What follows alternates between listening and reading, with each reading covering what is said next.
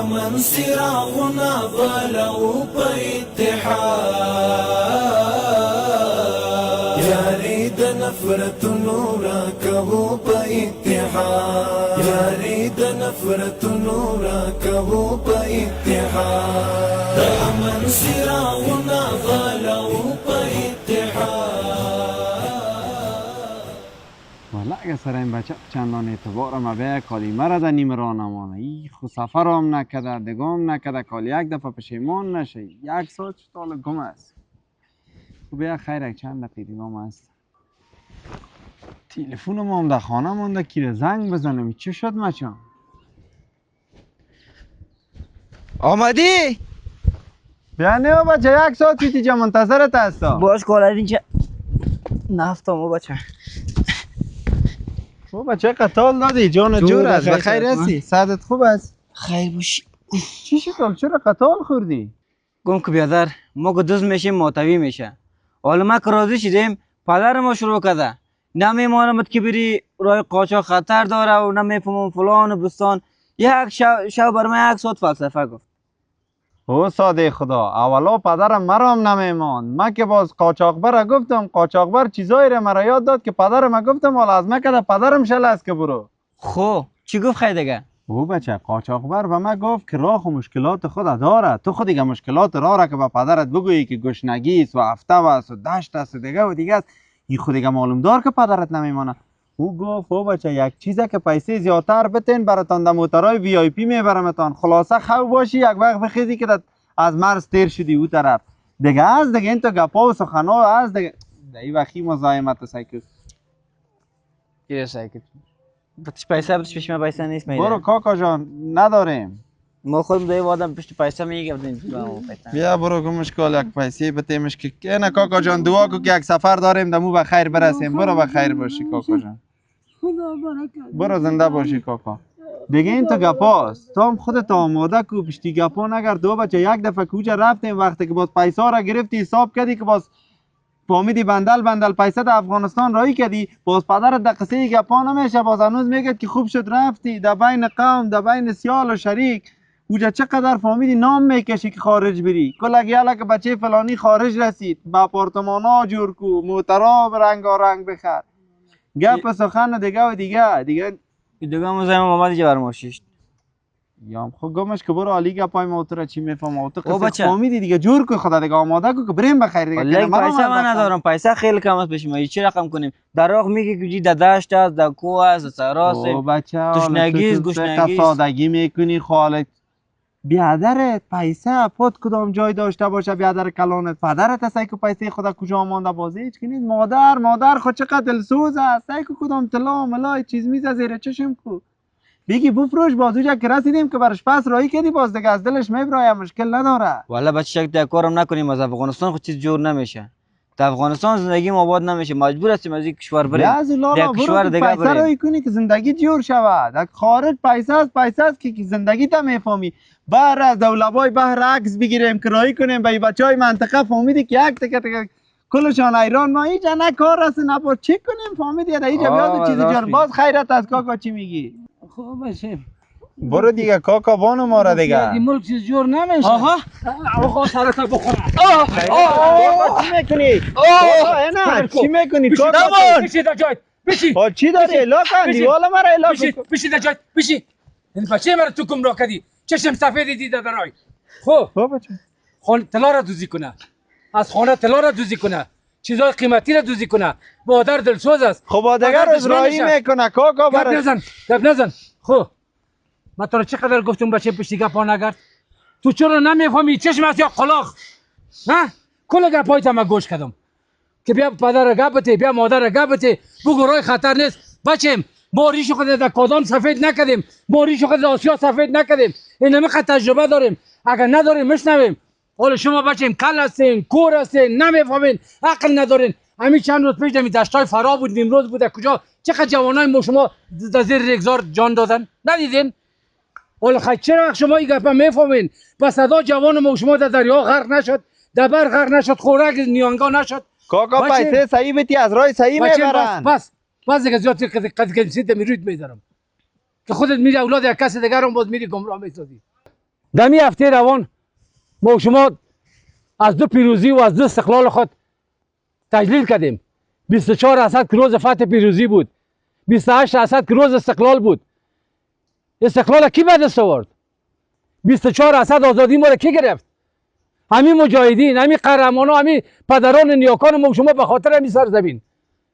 حالا شما در اون سرزمین میرین که ما در این سرزمین آمد خواست که ما را هلاک کنه، خواست که ما را تباه کنه. شما اینجا اعلام میدین همون طرف میرین. حالی وطن به شما نیاز داره، به شما ضرورت داره. اگر پدرای ما استقلال ما را گرفت، پدرای ما آزادی را گرفت، ما شما پاسبانیش وظیفه ماست، نگهداریش وظیفه ماست. آینده وطن به ما تعلق داره. باز بچه مزق تن نشین ببین منطقه ما شما که زندگی میکنیم. همین آب و هوا جنت روی زمین است، در دنیا پیدا نمیشه. وطن هر چیز داره، هر چیز داره. اما افسوس که بعض اولادای ناحالش، بعض اولادای بی‌همتش در غم شما قدری وطن نمیفهمه. بچم من میفهم که تو ذوق زده شدی. خدا نی قاچاقبر خانه خراب چی باغای سبز سرخ تو را نشان داده. تو آمدی برای بچم تشریح میکنی را نشان میدی. بچم حالی وطن سر شما حق داره. با خون دل بچه ما پیسه کتابچه و قلم تا جور کردیم، تو درس خوندی، سبق خوندی، تو درس خوندی، سبق خوندی. حالی وطن به شما جوانان نیاز داره، به شما تحصیل کرده‌ها نیاز داره. کار کردین از خون این ملت تقویه شدین، صاحب درس و سبق شدین، حالا میرین خدمت به مردم میکنین. این ناسپاسی نیست؟ این خدا ناترسی نیست؟ بچم نه خوب گپ مرا گوش کو. تو را دلت ما بچه خدا نمیمانم.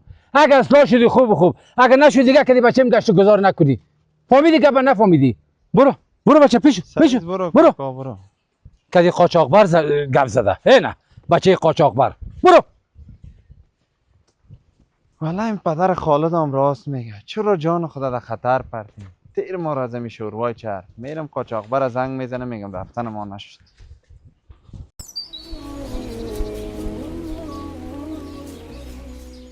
بسیار خوش آمدی آجی سلامت باشی. خوش آمدی بالا، خوش آمدی، خیلی خوش شدم. والا همطور چشم درد منتظر یک دوست و رفیقم بودم که کی بیایه و یک ساعت بشینیم قصه کنیم. اینطور همطور تشنه خدا کمت نکنه. یقین کو در دل ما تیر میشدی. در یاد خدا باش. دیدن نزدیک ببینم. قربانشم سلامت باشی. خدا سرآواز زندگی خانه را جور کرد. والا چی کنیم و برادر؟ میگه که سیال پس من بینی و گوشش از بریدن است. خب کل قوم خیشم خرید. ما گفتم من که نخرم. خدا راستی بینیم هدف جای بریده میشه بریده. و دیگه گپ چی میکنی که این مبل فرنیچر که میبینی این دم کل کابل گشتم همین مبل فرنیچر را کلش دیدم، هیچ بدلم نیافتم. ای که هست ساخت دبی است بیادر. دینم دبی یک اندیوالم بود، دمو زنگ زدم گفتم بیادر برای من فقط عکس رایی کو عکس. گفت چی کار داری؟ گفتم فقط امی کوچ و چوکی که مثل توشک وارد زمین مانده میشه که امی عربا میشینه دمو. ما گفتم که بیادر همه چهار زندگی است. چرا آدم خوب نخوره، خوب نپوشه و خوب نگرده؟ چی کنیم این زندگی را تیر میشه. پرده را دستت خورد. ای بیادر باش که پرده آدم رفت که برات قصه کنم. یک روز صاحب همی صفحات اجتماعی سعی میکنم صاحب که اینه میره در ترکیه دیدم. امی ترکیه که دیدم امی چشمای ملق و بلق برآمد. گفتم باید این نظمی تکا پیدا کنم. خود چرت زدم که چطور کنم امو آدرسش پیدا کردم. یک رفیقم در ترکیه از بیادر در او آدم زنگ زدم امی تصویر زیر گرفتم و برش فورا رایی کردم که بیادر هر چقدر که میشه برای من یک 25 متر این نظمی تکا روان کو. چی بعد کردم که در پرده دست زدم. احتیاط کو بچیم در کدام چیز دیگه خرز نگیری که به خدا مغز سرت میخوره. آجی جان همین قصه خو زیاد است. خب ما اول میرم یک چای میارم، پس که آمدم باز قصه تلویزیون برات میکنم که قصه تلویزیون بسا کشم. نه نام خدا کل چیزا خوب است. ما دیگه از پیشت نه کجا آجی جان بعد از وقت آده گیریم آمدی ولی که شور خورده بتونی من چای بیارم. آجاد نیست. نه چای میارم. یک گلاس کاو سرد بیار. او میارم اینا برق پر هوا میارم. چی خوردی؟ او بداری چی سر صدا رو انداختین در زیر بلاک صدایتان پیچونده؟ خیریت از چی گپ است؟ بیادر پدر آدم سر صدا مندازه. این همی آدم خود تو میشناسی که اینجا اینا 2 بلاک داره، اونجا یک خانه جور میکنه. 3 سال میشه که مواد تعمیراتی براش آوردیم، خش سمت دیگه تار قرضدار مسک. من اینا دعوا میپالیدم، اینا خداوند اینا در زمین دگیرم داد. حالی را نمیمانم تا که من قرض خدا نگیرم از پیش. نه کارگرا کلش آمده اینجا فقانشان برآمده که پیسې از جان تالی نداده. حاجی صاحب 2 کاله کېږي چې ته مې سیخ ګول راوړی تر څو پیسې نه راکړي د سره زمونږ څنګه وکړو بیادر ما هم پیسه از اینا رو نمیخورم خورده اینمی خوردگی بگی دیگه. پیسه هیچ کس پیسه کسی نمیخوره. حالا دین دادت است خلاص کو. چرا می دست مردم ده خندت مندازی؟ حاجی جان چی چرت میزنی بیادر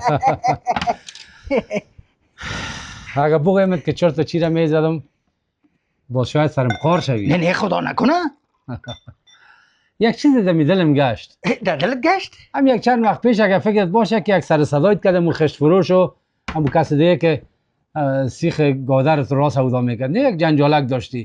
اما رو چطور کردی حسابشان؟ ای حاجی والا پیسهشان دادی ندادی؟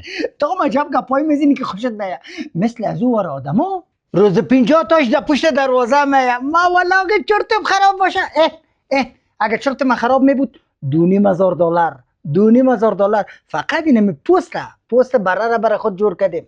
ما بسیار دلخور نیستم. دوسته که گوشت جان تاو میکنی دلت خورده میری. راست میگی حاجی جان. شاید دلوی و دلخوری ما بی مورد نباشه ولی که هر کس پیش خود یک فکر داره.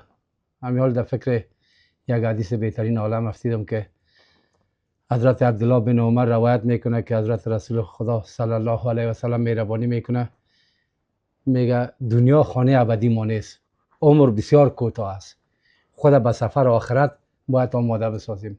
اعتراض حاجی جان نمی تجمل گرایی همی تعریف کردن توصیف کردن مالت حالت از زندگی در رخ مردم کشیدن این خود شخصیت خود آدم زیر سوال میبره از یک طرف.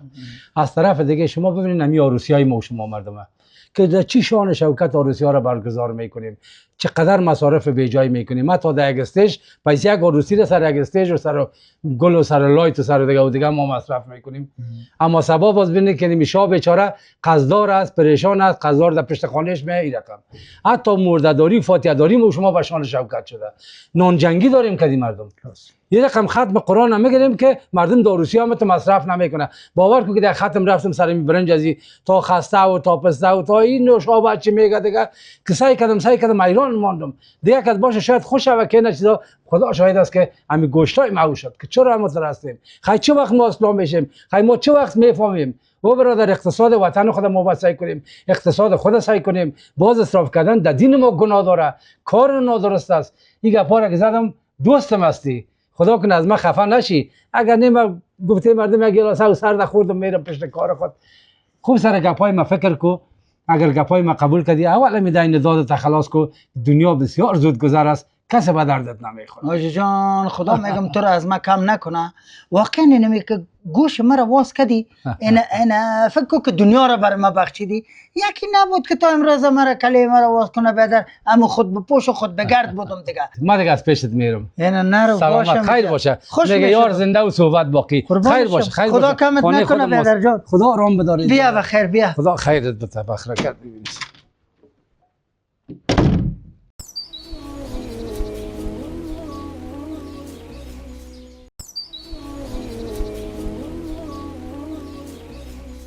او بچه بخی از وقتی که آمدی قرار خواستی اگه به خو کردن آمده بودی خیلی از خانه نمی آمدی. مرا بارین که شب دو شب از هتل آمدیم تا صبحش خو نکردیم. امی عروسی هتل خو بیخی خسته کن شده. بیشی 12 بجه باز نان برات میته. تو چی وقت نان بخوری؟ آ بیادره آخرام که ببینی نارام خو مثل اینی وریانه دراز کشیده اینجا بر ما زنگ زد که میریم اونجا چکر اینا به خو نارام خو اینجا خرا افتیده. این حالی چی بگویم ما؟ او بچه تو خوش کمت سیر است فول نان خوردی شو.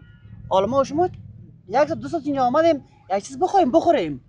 چی گفتی؟ والا از ما و شما خو بیادریست پیش ما هیچ میدان نیست. هیچ گپی نیست فدای سرت پیش ما پیسه هست. آیجا بگوین که چی میخورین که بطلبیم. پیسه تان در جیبتان بانه کاکه جواب هستین پیسه تان من میتون چی میخورید. حالا خو نزدیک چاشت است. هم تا یک سبک میطلبیم باز خیر از چاشت نان میخوریم. چی گفتی؟ بیخی ما میگم به می دلم گپ زدی.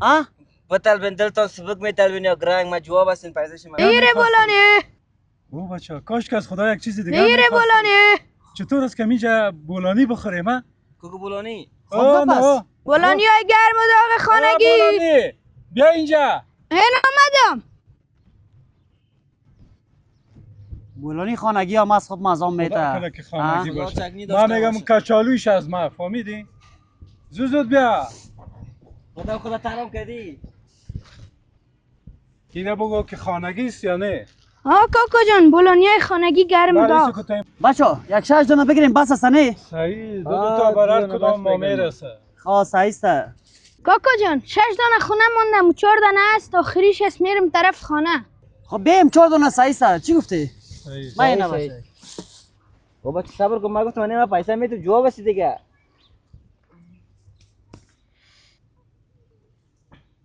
اینم کاکا جان 500 رخ میده ندارم. تو سگ در جیبت چقدر میده است اگه امور بتی بتی من حساب کنم 100 200 برو 65 صدقه سر دستو باشه برو بخیر بری خیر ببینی کاکا جان. زنده باش خب بگیری. بگیری بخوره حالا بگیری من ایران دمیستم که هفته از کلام طرف برآمده که هی خرچ خرابات کرد باشه اثر برام بخشید او بچگک. او جوان پالوان که 100 سال به شاگرد یاد داد یک سال به خود نگاه میکنه پشتی گپانه نکرد که پیر میشی بخو بولانی تا بخو اشکام میده سیرکو بگی جاوید جان بگی. بگی او بچه همی سالی خوراز گفت مگه اصل گپ به ما نگفتی چطور کاکگی کردی ها؟ یارا دیگه شما قشاله هستین الا دادنی مم نیستین یعنی دیگه 100% براتون بگویم حتما. او بچه گپ اصلی است که پیسه ناچل بود لا حول ولا. چرا ساله خیرته صبر کنیم امه. کجا میره نه او بچه ای صبر کنه. کجا رفتی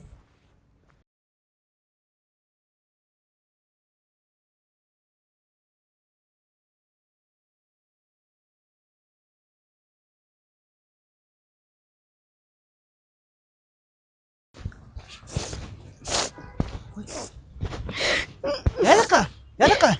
سلام. و علیکم سلام. چی شده جان لالا چرا گریان داری؟ من جای زینب براز بشم بولانی گرفتن 500 را دادن مایدای ما کل جا گرفتن 500 ناچال است دادن دکاندار گفتم آت بتی میگه 500 ناچال است. خیر جان لالایش ما دیگه برات 500 میتام. وان دیوالم از پیش اشتباه شده بود. این هم 5 سر پا بر. این 100 هم از طرف ما ایرا نان خوش بخور خانه و بر. صحیح است؟ خیر ببینی کاکا جان. آه بخیر باشی برو بچه برو خداحافظ. او بچه سالی چی شدی؟ بخیر بچه بخیر. او بچه کجا رفتی بخیر. همین کار از قدر کردی؟ کدام کار سایز که هم باشه یک نمیفهمید که 500 ناچل است یا پیسه ناچل نیست ولیکن خدا خو بالای سر ما شما است خدا خو ما را میبینه باز اون بیچاره چی داشت که رفتی تو سر از او بیچاره زدی اکثر مردم ما است اکثر هموطنای ما است همین قسم سر تانگ تیل والا بیچاره پیسه ناچل میزنن سر دکاندار میزنن سر کسب کار میزنن سر دستفروش میزنن اید نمیفهمن که اون نمیفهمه خدا خو بالای سر ما است من خوشا پیش او بچگک نگفتم که گناه تو هست ولیکن در اصل گناه تو بود گفتم خیر اشتباه شده از پیشش ولیکن بیم کار نکنیم ما و شما جاد کسا هست این بچگک یک فکر کنیم پیسه 100 دب میبرده خونه که دوباره بولانی بپزه و بیاره به اینجا بفروشه این کار ما شما خوب نبود بخیر مرا خیلی دمی جانم نگرفت بگی جاوید جانی را بخیزه که بریم بخیر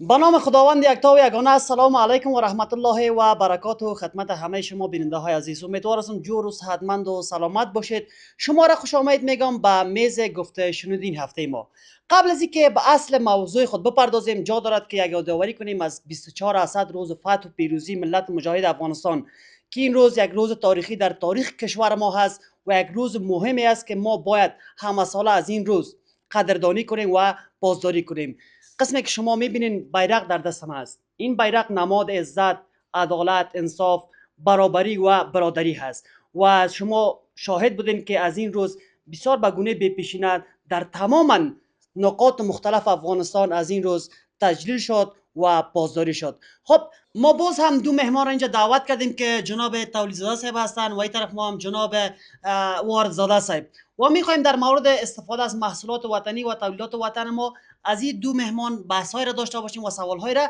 بپرسیم. خب جناب واردزاده صاحب سلام علیکم و رحمت الله، امیدوار هستم خوب و سلامت باشین.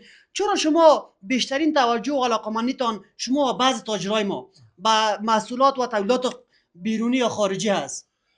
سلام خدمت خودت، سلام خدمت امی برادر ما و کسایی که از این طریق برنامه تون ما را گفته مردم مشاهده میکنه. بیادر جان گپ از این قرار است که ما از بیت سیب کار داریم.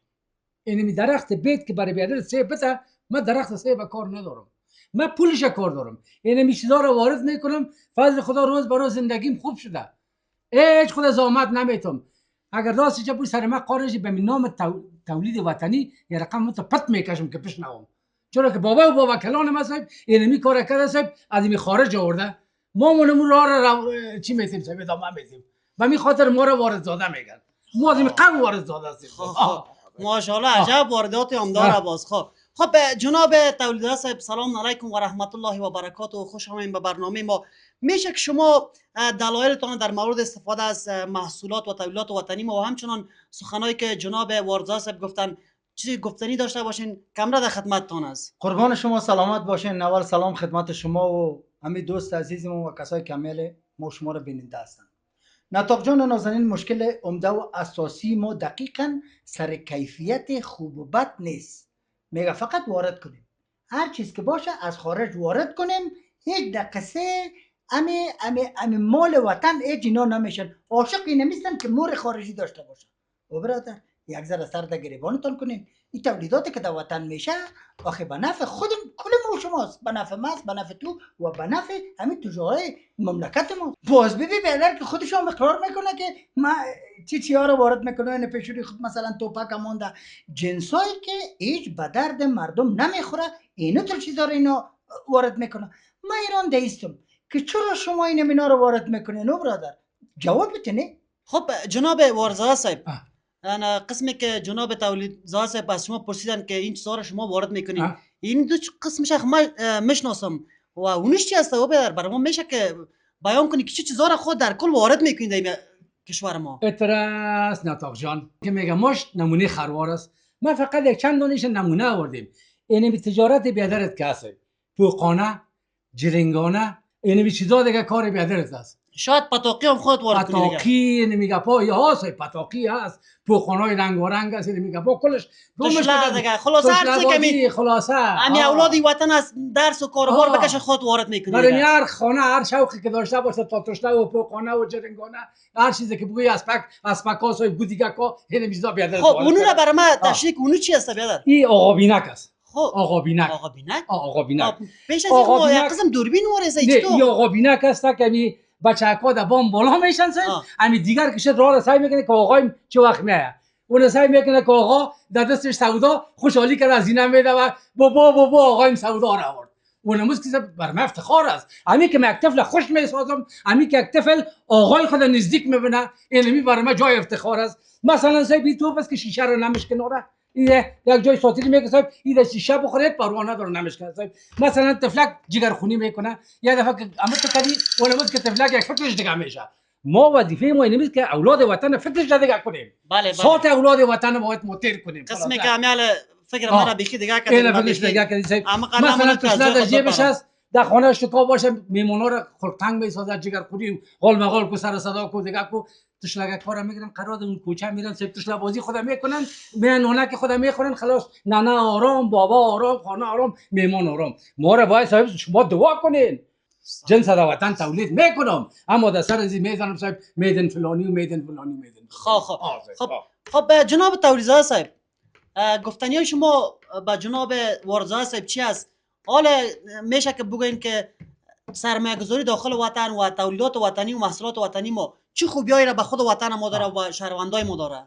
همین امارت اسلامی ما همین شرکت ها را بسیار به سهولت برای همین تجار ملی ما فراهم میسازه و در 5 سالی که گذشت چقدر زمینه ها را فراهم ساخته، شرکت های خصوصی چقدر اینجا الحمدلله زیاد شده و همین مردم ما از همین تولیدات وطن بعض مردم ما و همچون تجارای ما میرن از اون بیرون استفاده میکنن، خریداری میکنن، وارد میکنن، خاک در چشم مردم میزنن که هیچ فایده نکنه.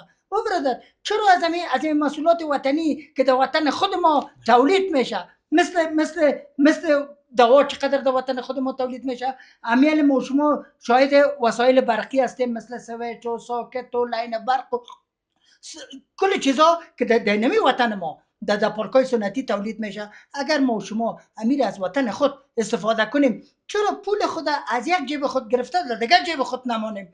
او بدت یک سال لکچر دادم میدی سایکو بزرگ دیوانه در کار خود هوشیار است، در بان ماره هر کس در کارش. تو که تولید میکنی تولید کو، ما وارد میکنیم. این کل خرچم از اینمی من پیدا میکنم.